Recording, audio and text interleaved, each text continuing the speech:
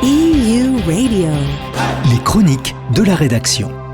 Bonjour Fabien Hay. Bonjour Laurence. Vous êtes cofondateur de l'agence Les Éclaireurs du Voyage et aujourd'hui vous nous emmenez au Japon. Exactement Laurence, direction Tokyo, car cette semaine la capitale japonaise accueille un événement planétaire, que vous suivez d'ailleurs peut-être, les championnats du monde d'athlétisme. Oui, tout à fait. Alors vous allez nous raconter, Fabien, l'histoire de Tokyo.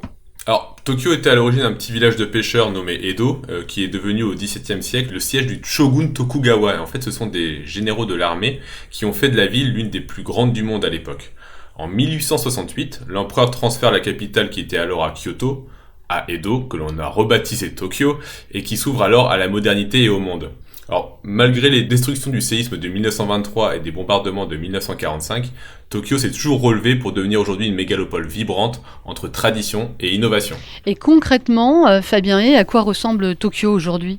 Bon, c'est un mélange fascinant, Laurence. Imaginez évidemment d'un côté des gratte-ciel ultra modernes, des écrans géants à Shinjuku ou encore Shibuya, et de l'autre des temples paisibles comme le Senjoji à Asakusa ou les jardins du palais impérial.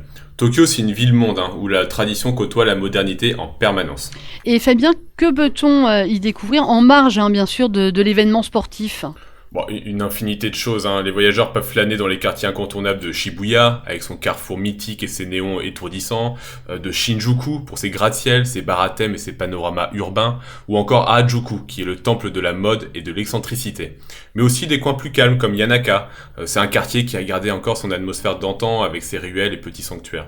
Et bien sûr, impossible de parler de Tokyo et du Japon en général, sans évoquer la gastronomie, des sushis du marché de Toyozu au ramen fumant d'un petit boui-boui, en passant par des pâtisseries japonaises délicates. Un coup de cœur, Fabien, en particulier ?